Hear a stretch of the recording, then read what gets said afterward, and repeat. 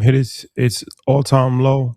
It went from $225 all-time high to around 134, which is actually lower than what it IPO'd at. So, and once again, if it doesn't make sense, it doesn't make sense. But $2 trillion valuation for a company that has $18 billion in revenue never makes sense in any world or universe or multiverse or galaxy or metaverse. You can't make sense out of nonsense. For you guys out there, you can't make sense out of nonsense. It never made sense. And I mean, $1.2 trillion valuation for a company that has $18 billion in revenue doesn't make sense, to be honest with you, in my opinion. So, okay, where do we stand with SpaceX now? To my brother from Queensbridge, shout to Nas, I'm gonna give you two prices that I think you could fall to. $89.23 is one price that I think it could fall to, and I haven't even put this in Stock Club yet. And then worst case scenario, it can get to $69.63. So $89.23 and $69.63 are two prices that it could fall to. Lastly, put in chat, how many more months do we have before it is even eligible for you to put it in your portfolio? Wait, this is the reason why. If you look at that macro picture of IPOs since 1999, the average drawdown is 51.2%.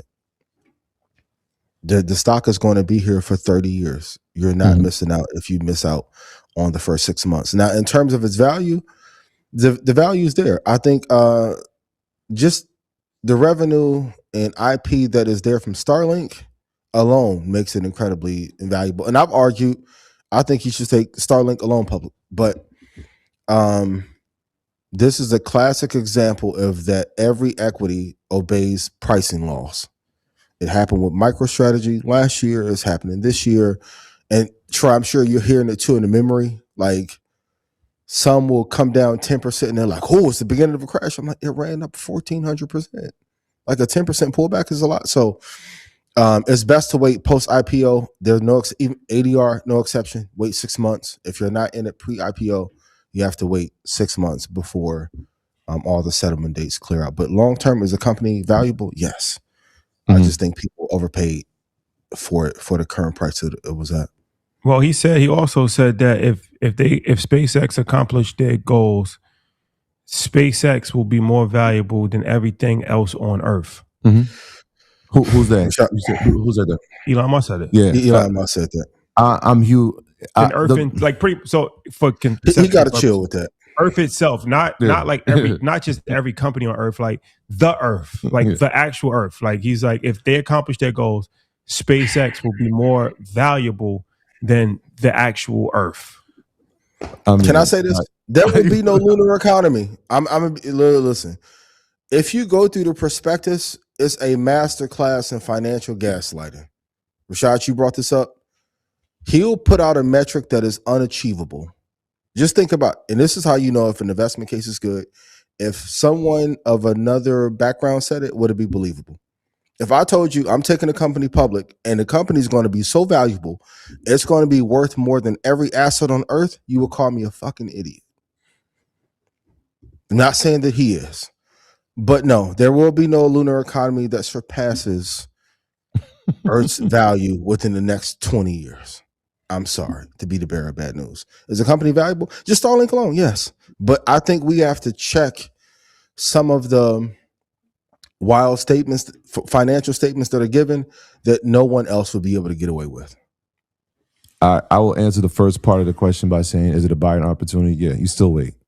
Do I still have the shares? Yeah, I was part of the guess pre-IPO for retail. SpaceX is interesting. Because at a certain point, I think it will match its valuation. The more I read about it, the more partnerships I see, the more I understand the mission. Like when we were talking about Sundar at Google and how he was trying to put data centers in space, part of it was the logistics. How do you do it? Well, you need rockets. Well, who has that? SpaceX. When you talk about compute, and what it means to the AI space. Who has that? Well, he has that too, right? And they're building that at a speed that they could become one of the most valuable companies on the planet. Now, you can't put a valuation on Earth. That's just, I mean, that doesn't make sense. But you look at the partnership last week with Anthropic, which maybe it went over people's heads, but that's a huge deal, right? To have what Anthropic is doing, for them to say we're coming to you for compute, to say that pretty much we're coming to you for power, speaks to the now, but it also speaks to the next 5 years. Where will that power come from? Who can get us unlimited access to it? We know we already broke down, obviously from a solar standpoint, of having unlimited power, the cost associated with getting it out there, having reusable rockets, having that at your disposal is a key. We're not even going to talk Starlink. We understand what that is. But then I saw Microsoft partner with them as well. And then I'm starting to see, obviously Google's already tied in. The more hyperscalers you start to see look at SpaceX as an opportunity to partner, that should be telling you something in terms of how we're going to do power in the next 10 to 15 years, or what it's going to look like, and who has the clear advantage in that. And it's them. It's not even close. Like the margin between them and a second place is probably the greatest, especially in the States. Yeah, it's the widest margin. And I can't think of a sector where a number two is that far away from them in this sector. So yes, will it be an opportunity? For sure. Is this something you should have in your portfolio? I have it in mind. It's going to stay in mind, and we'll see after the lockup. Maybe a year, we'll look to add some more. Okay. Yeah, really quick. His only opposition is the government of China. So keep your eyes on their development. That's his only real competition. But wait until the earnings report comes out to see what the margins are and what the revenue is. Like, stay away from the headlines and actually go to prospectus and go see what the margins are like in terms of growth and what projected growth is. Look at the numbers. Like, the earnings call is one thing, because even those can be performative. But if you can't fake, put this in chat, you can't fake free cash flow. And that's the thing that's going to hurt a lot of AI companies. A lot of people are talking about the circular investment, and that Ponzi allegedly is going to come to an end soon, probably next year or end of next year. Yeah. Free cash flow is the thing that you need to measure. So think about this, right? We could talk about their revenue now. The Anthropic deal alone, just the Anthropic deal, is a $45 billion deal over the next 3 years. So that's an average of like $15 billion a year for one, not even a gigabyte, 300 megawatts of power and over 220,000 NVIDIA GPUs. So they're getting access to that. That's from the Colossus data center in Memphis. That's not even a gig. That's right. Like, that's not a gigawatt of power. That's less than that. And it's 15 billion.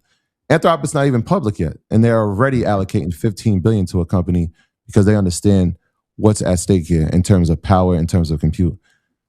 That lineage, if we follow that trend, you can start to see revenue starting to build up really quickly, right? 15 billion here. Microsoft, what's the allocation Microsoft does?